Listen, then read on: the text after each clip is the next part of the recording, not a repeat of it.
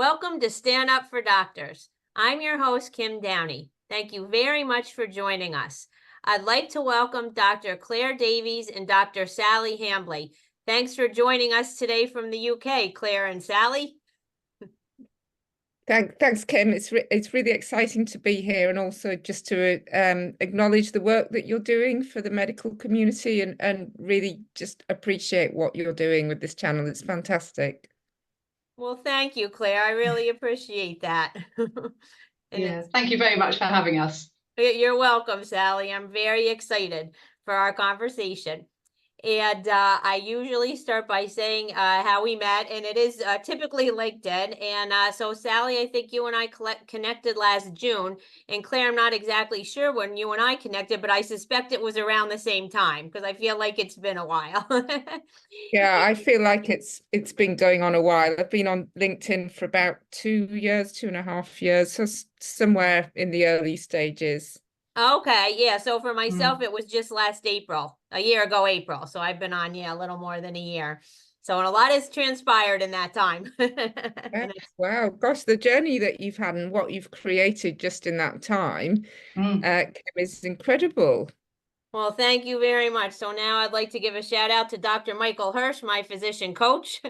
And also lately, Eva Minkoff is studying to be a coach. And we've been communicating as well. So I'd like to give them a shout. And all my LinkedIn doctor friends, I learned things from both of you all the time. So thank you. So by way of more formally introducing you, Dr. Sally Hambly supports doctors to work out what to do with their career so that they can get back to enjoying life. She offers one-on-one coaching and workshops. Sally worked in the NHS for 24 years in a career spanning general practice, sexual health, and medicine for the elderly.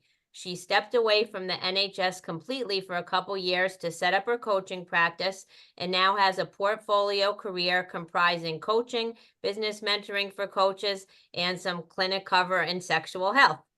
And Dr. Claire Davies helps exhausted doctors put themselves first and rescue their career, create better boundaries, and fulfill their potential.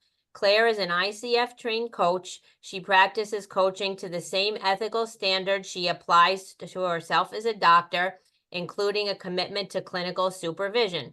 She's been coaching doctors for several years and working with doctors and is an appraiser for 15 years. I'm not sure if we have that same correlation in the US. It might be like an annual review. Since I'm not a doctor, I'm not sure, but what exactly is an appraiser?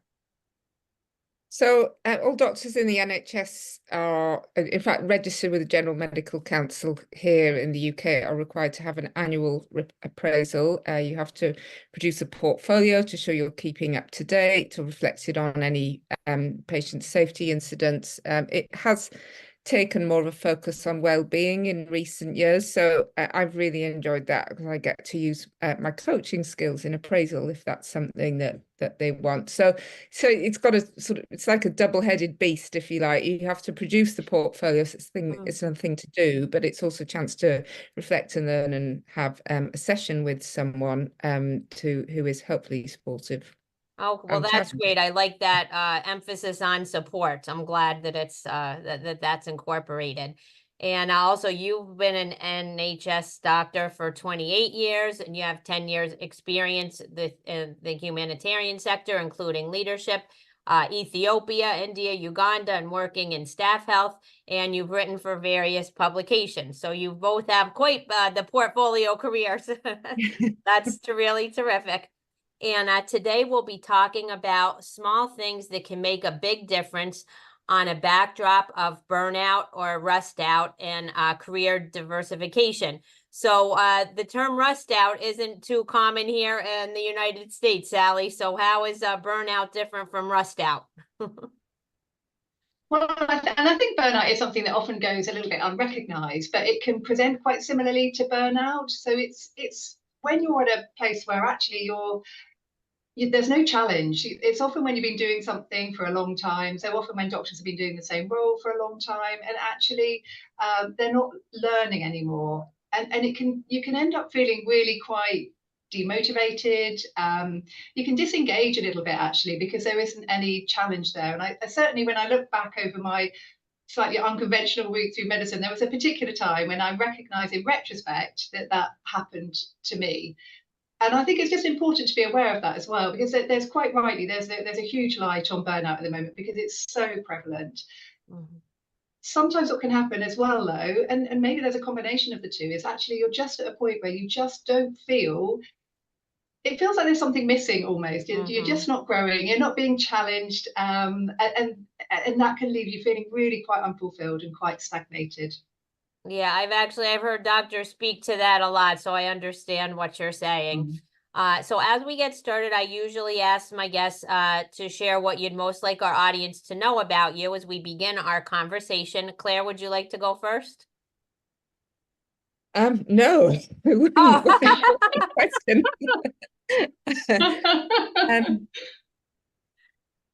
Sally, do you have an immediate answer to that one? I guess what I would say, in common with probably all of us and lots of the guests that you have on the podcast, that the thing that's most important to me is doctor well-being. And I think that term, and actually, when Claire used it there as well, it's a word that's often used in healthcare now. And I think sometimes it can make people roll their eyes a bit because it can be used in quite a tick box kind of way. So certainly I know within, some healthcare settings, there can be a bit of a token gesture towards it. For example, we'll arrange a yoga session or something, but that's not at all individualized. It's like ticking a box. And I think there's so much more to well-being than that. And it's, what comprises somebody's definition of well-being will be very different to somebody else's. And those finer nuances and those small things that we've referred to, they can make a huge difference. So I guess that's my primary driver. I have a particular interest in career. Because that's so much a part of our well-being. There are so many different things to it. And I think actually doctors prioritizing their well-being, and very often that's about giving yourself permission as well. It's so important because ultimately it's a win-win. So it's a bit of a no-brainer for me, but it's not something that we're necessarily used to doing. Yeah, absolutely. So Claire, you can add something you'd like to share about yourself or just speak to what Sally said.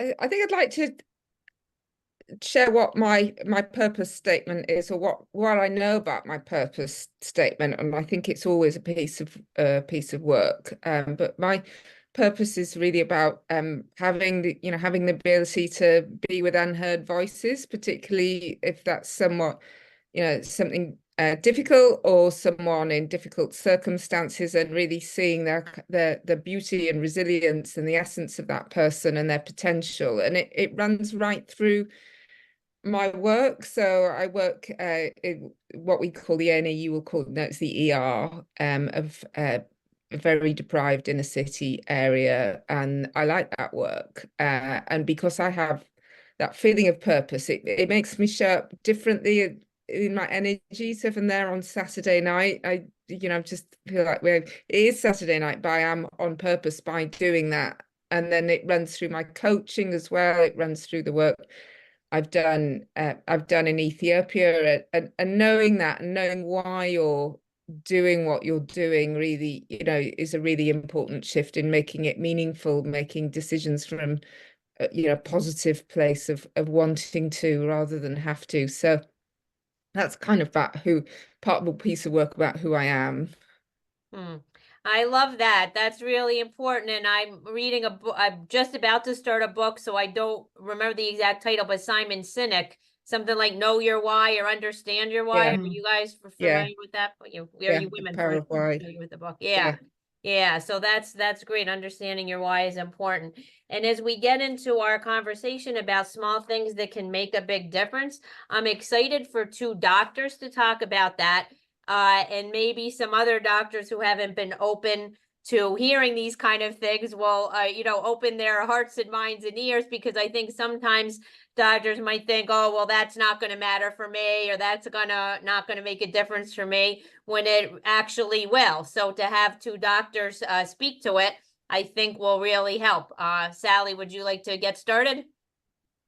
Yeah, I found it hard. I was thinking about it just before we came on, because there were so many small things. I think coming at it from my career angle, but I think this is relevant to all things, is one of the first things is actually starting to be aware of what your strengths are. And I think that sounds like a kind of an easy thing on the one hand, but actually often it stumps us a little bit because we're so used to doing what we do and we're surrounded by other people who are doing similar work. I think we've often lost sight of perhaps what we naturally do well at. And the reason that's really important is partly because it's just incredibly motivating. If you actually just notice things you're doing well, because we're quite good perhaps at coming home and noticing the things that didn't go according to plan or didn't go so well. That's just the way the human mind works. It tends to have a negativity bias. Actually noticing those things we're doing well is hugely motivating, but it's also really helpful from point of view of having talked a bit about career stagnation, actually thinking about how you want to develop those or which of those strengths you really enjoy using. And working out how you're going to do that, whether that be within the role that you're in at the time, something on the side or something outside of medicine completely. I think being aware of those, and they're often in our blind spot, we won't necessarily recognize them ourselves, makes a huge difference. And there's different ways that you can do that. For example, different strengths profiles online. An easy way, and actually a way which I guess lines in with appraisal when I think about it, is actually just to ask people around you what your 3 greatest strengths are. So be that people outside of work, but also people within the work context, because often people will notice things that we don't necessarily notice about ourselves, and collating that information and seeing what the themes are gives you a good starting point. I think that's a great idea. I like that. Thank you for sharing.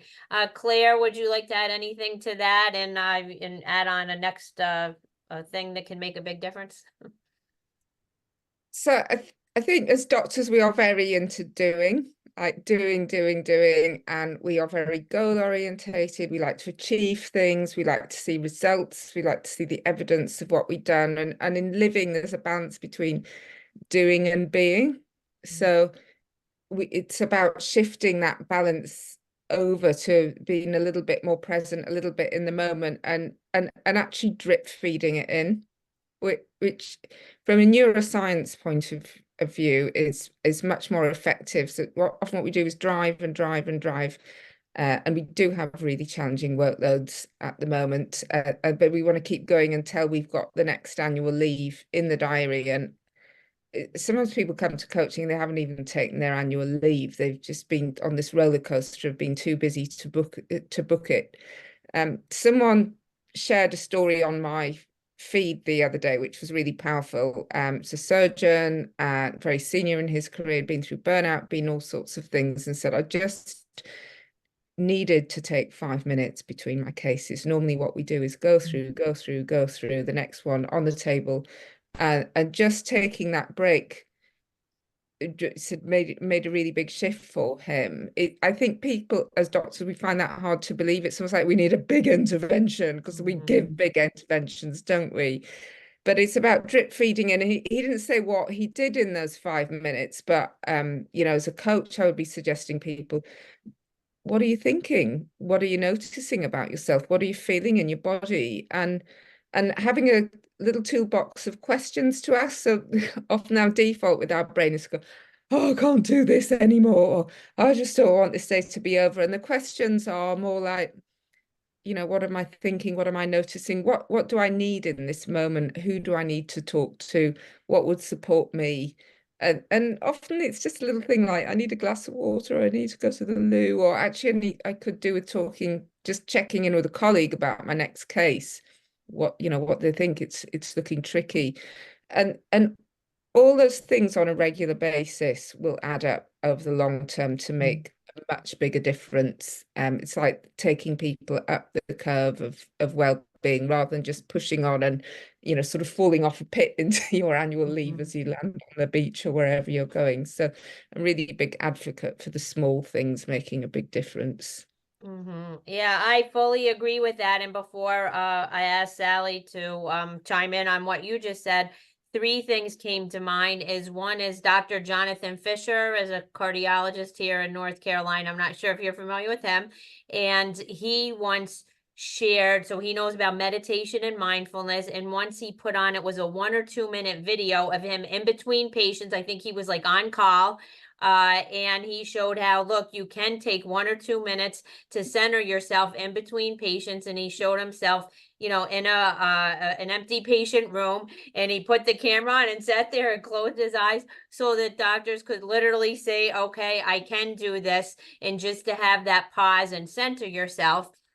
And kind of along those same lines, Dr. Michael Hirsch once shared, say he's a GI doctor, and if he was doing a difficult procedure and it was going to take longer and there's patients waiting, to get his mind back in the present moment, just stopping and feeling his feet, on the ground, and, and taking a breath, that those things can make a difference. And just the third one I'll say is just, I think it was today, Paul McGregor, Well-Being at Work. Are you both familiar with him? He's in the UK.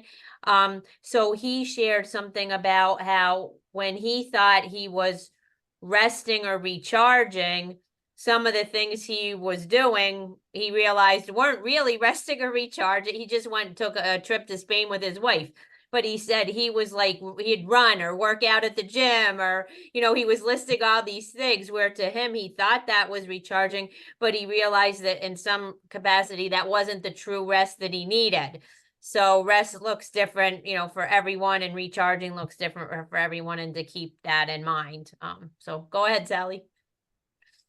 Yeah, no, building on what you said there, actually, when you mentioned mindfulness, and things that you can do just during the day, is I was talking to my coach recently about how I could just build a bit more of that in, because I'm aware that it certainly made a difference for me in my work I do from home and life outside of clinical work. But how can I build it into the clinical day? And one of the things we identified is there's a particular time during the consultation that I have where actually I just have literally a minute before I need to re-engage with the patient, if that. And actually now I use that time just to do some deep breaths. So it doesn't have to be audible. No one can see what I'm doing.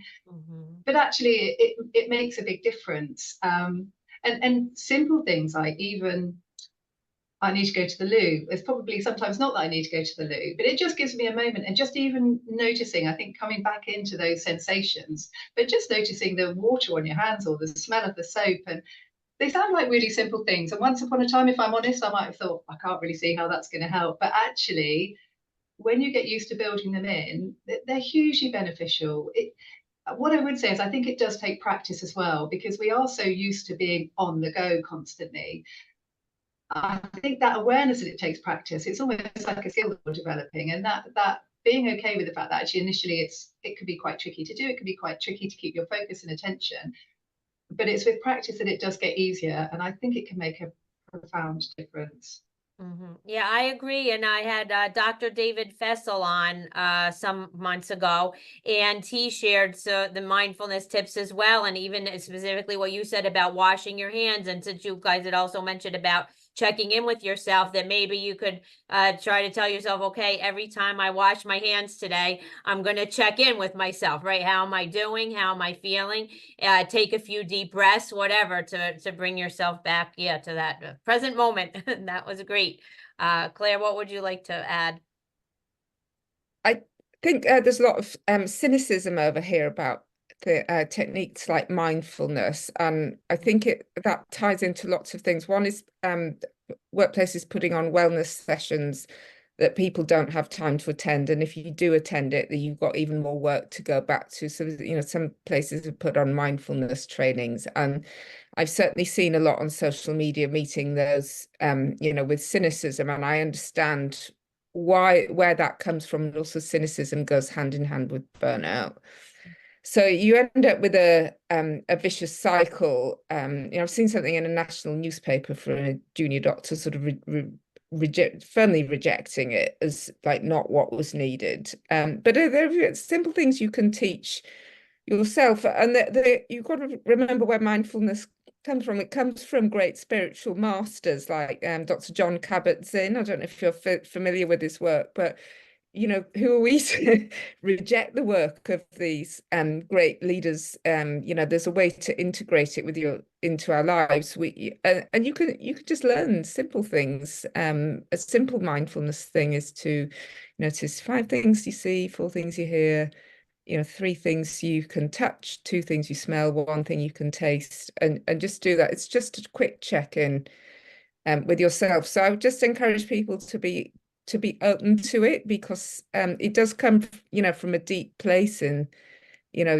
society, from people who are thinkers and leaders on this planet, who are a gift. Yeah, I think that's great. Sally, do you have anything to add to that, or any other suggestions about small things that can make a big difference? Well, that just made me think about actually something that's made a big difference to me. And again, because it's so part of my routine now, I hadn't actually thought about it. But that would be, for me, I think that awareness of actually what makes you feel good, essentially. And for me, that's definitely being outdoors. I love being outdoors. And I think this is quite a well-known one, but actually getting outside first thing in the morning, as soon as I get up, has a brilliant impact. And I think that's partly, I think it's well recognized that it affects your circadian rhythm, so it's good from a sleep point of view later in the day. But actually, it's just a lovely way for me personally to wake up, to get straight outside. And I think likewise, when you recognize the things yourself that actually, I always talk about that feel like giving yourself a hug. So during a work day now, when I'm not working from home, if I'm doing clinical work, I always prioritize at lunchtime just getting out. It only needs to be for 5 minutes, and it doesn't matter if it's raining, because we live in the UK, so it often is. But actually just getting outside for a brief while, and it's something about changing your physiology as well. And I guess it links into a certain degree with mindfulness. It's just that getting away from it, having an opportunity to clear your head. Yeah, and I know lots of doctor offices here don't have any windows.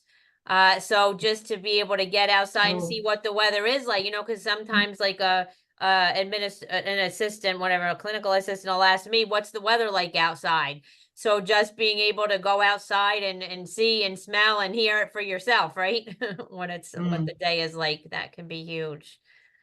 Can I say something about little things? And it's changing topic slightly, but often what we're doing in coaching is, people are either, there's the whole thing and they don't know where to start because the whole thing is too big. Okay. And in burnout, it's not just the workload, it's the colleagues, it's doing the wrong type of work, it's conflict with values, it's not knowing what your values are or your strengths, all sorts of other things going on. And usually what we do is like, what bit of it shall we start with? And the bits are often feeling like you can't speak up about something, having a difficult conversation with the colleague, and managing that, or managing a difficult relationship better, or managing how you feel about a difficult relationship because you might not be able to change it. Looking at some small shifts in boundaries, how you're looking after yourself outside work, where it's all going. Is it in alignment for you? Is this where you want to stay? Is it the right work for you? So starting to look at all these questions, I think, brings people back to a place of empowerment. And once a couple of small things start to shift, people start thinking differently for themselves. And then they start thinking, oh, I've got potential to do this thing that I always really wanted to do. And then an opportunity kind of magically arrives for them as well, because they're changing and the world around them changes. So those little things are also making the little shifts in your life. And suddenly you can find 3 or 4 sessions into coaching, things are suddenly looking really different. Yeah, that's really terrific. And I fully understand and agree with that. And sometimes if they're just miserable, they might think, well, what's coaching going to do? Or, things can't change. But just having someone to have that conversation with and reflect back, they could help you figure out and narrow down, like you said, what's one little thing you can change, and to help you figure that out. And once you start just with one little step and something gets better, it can change the downward spiral, right, to a more positive spiral. 100%. Sally? Yeah, no, completely. I think, and I've certainly got caught up in this, but when you're in a situation you're not happy with it, it's very easy to become very focused on the problem, and actually it can become harder, even though we're problem solving all the time in our day-to-day work. It can become very much harder to apply that to the situation you're in, and I think that's because we often don't know what we want. We're at that point where we think, I know I don't want this, but I don't have a clear vision of what I want instead. And I guess that's building on what Claire mentioned about values. Actually, to me, that's a kind of really important first step, is working out actually, well, number one, what are your values, and what does that mean, and how do you want to be, and how do you want to live that? Because I think that really helps you then work out your sense of direction. And I think until you have that, it just feels much harder to work out what those next steps are. And it all does start to fall into place. And it's small steps all the way, rather than trying to do a massive leap. Breaking it down makes it so much more achievable, essentially. Yeah, would you like to add something to that, Claire? Because I also wonder, for some doctors, when they hear, because that values is a big word. We keep hearing it like over and over, right, in the coaching word, and know your values, figure out your values.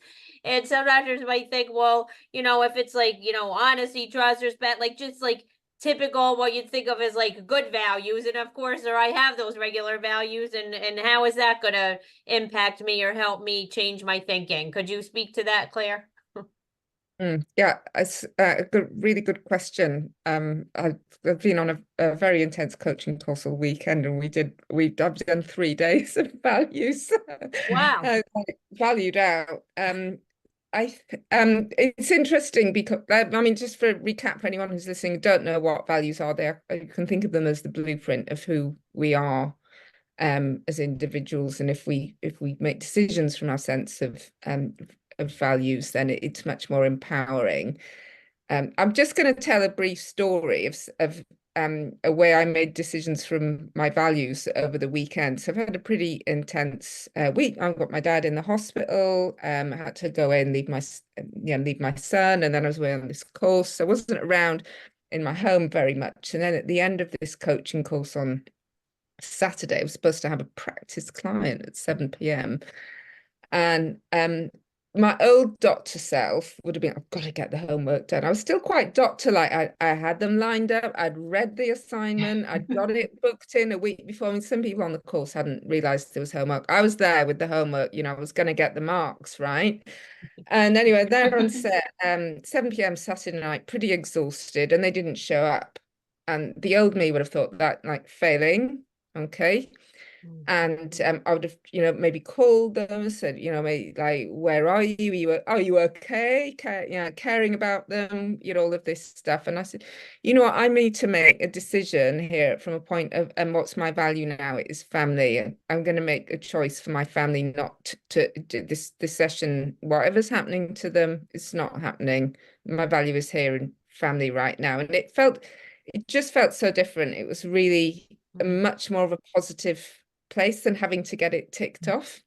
And then of course they checked in, so I'm so sorry, I got caught up, and so that's fine. So that, I think that's just an example of what values can do for you, is maybe something you didn't achieve for whatever reason, making it from a place of a really solid positive choice for you. Well, thank you. I love that real world example. That was really impactful.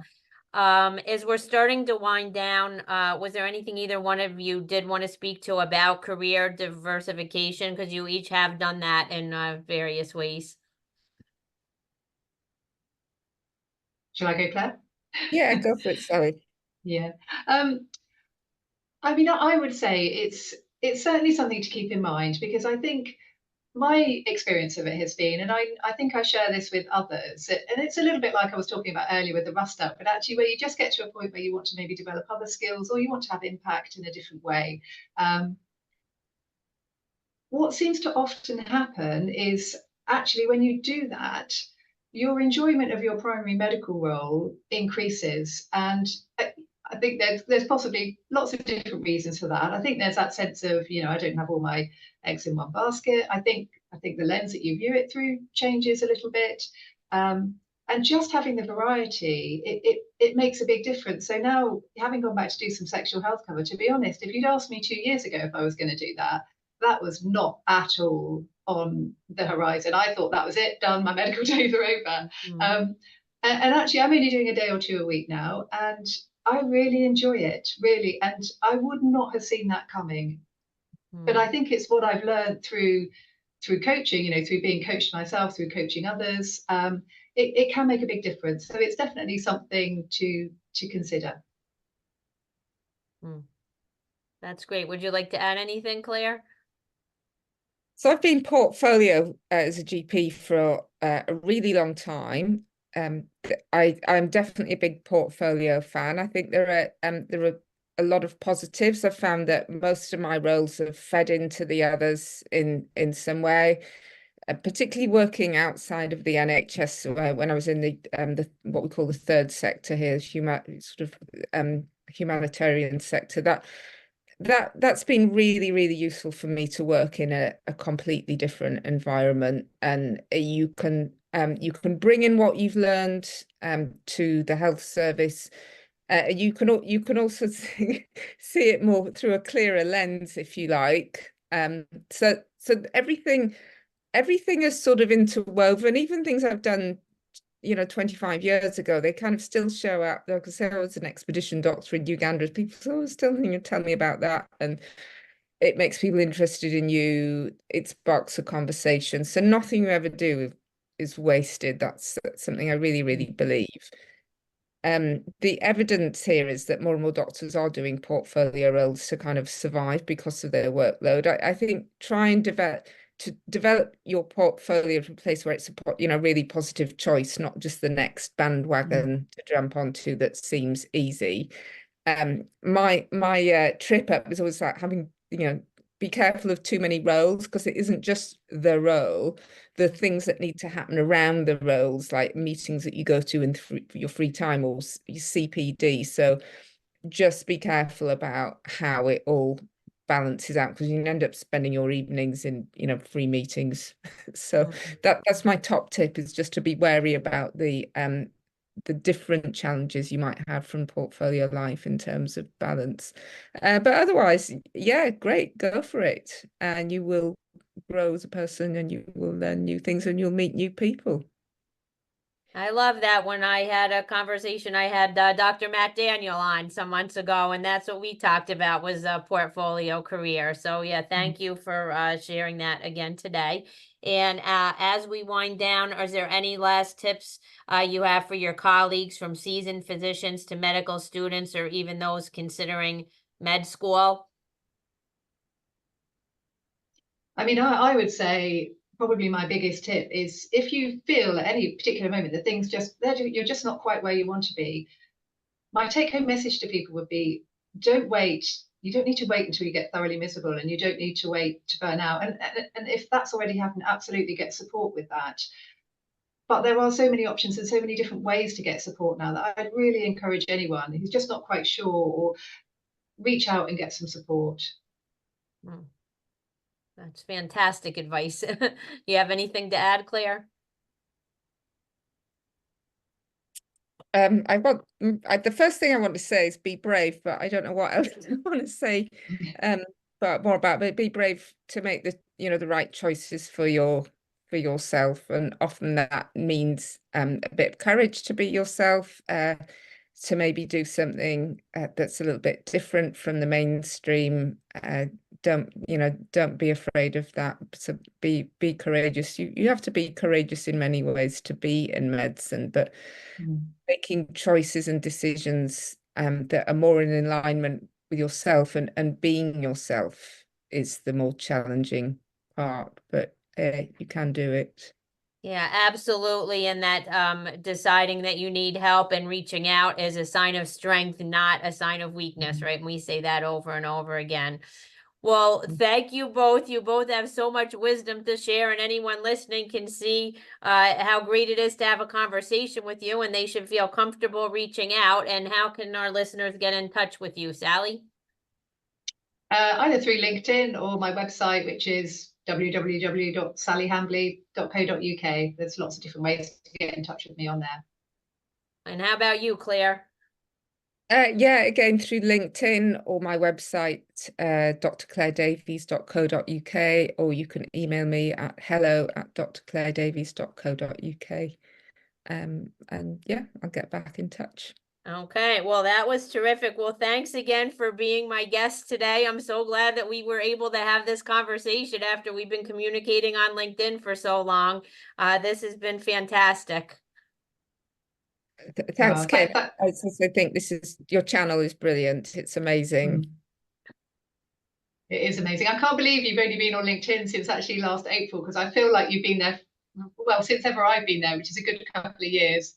Yeah, well, I know. Well, when Michael Hirsch was the first doctor, he showed me how to make a connection, because last year I had less than 150 connections, and none were doctors. And if today I have almost 7,000, it's just about all Wow. doctors. So Wow. it has been Fantastic. quite an adventure, but it just fills my heart every day, you know, and the things that I learn from all of you, and that we're all just trying to make changes for the better. It's just beautiful, you know, it's like a positive spiral of support. So thank you both for the work you're doing, for your colleagues, and the way you support even, you know, people like me who are trying to support the doctors. It's fantastic.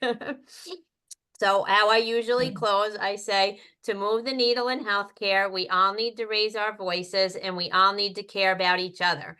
We already know that doctors need to care about patients. Patients need to care about doctors too. So stand up, doctors, and let's stand up for doctors.